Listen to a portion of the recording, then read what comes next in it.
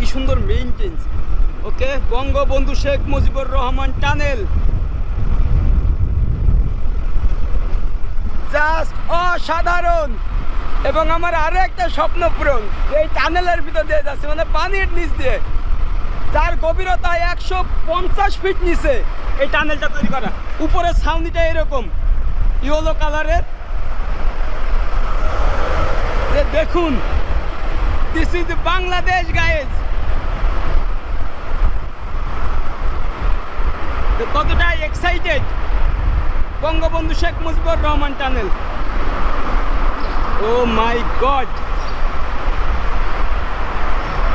এবং আমরা কিন্তু এখন নদীর ভিতরে ঢুকতেছি, নদীর তলদেশে, কর্ণফুলী নদীর।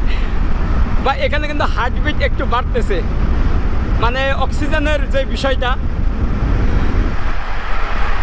আমরা কাশ্মীরে বানিহাল টানেলে প্রবেশ করেছিলাম, বাট এটা হচ্ছে সুড়ঙ্গ, মানে নদীর তলদেশ দিয়ে, যেটার দৈর্ঘ্য হচ্ছে 3.32 কিলোমিটার।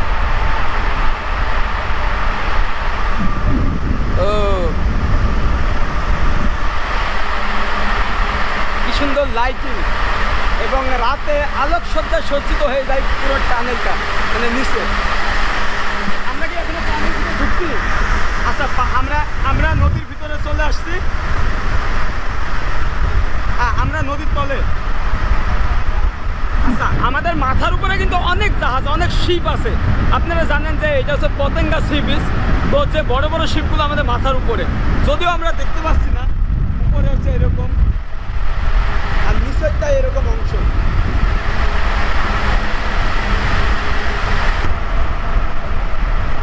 আচ্ছা, আর একটা কথা বলি, এই টানেলে যখন প্রবেশ করবেন 60 স্পিডে আপনাকে চালাতে হবে। 60-এর উপরেও চালাতে পারবেন না, আবার যদি মনে করেন আপনি 40 স্পিডে চালাবেন সেটাও পারবেন না, কারণ পিছনের গাড়ি রানিং। তো টানেলে সবসময় সতর্ক, আপনি যদি স্লো করেন পিছনের গাড়ি এসে অ্যাক্সিডেন্ট করে ফেলবে। এখানে কিন্তু প্রচণ্ড সাউন্ড। আমরা একটু যাচ্ছি।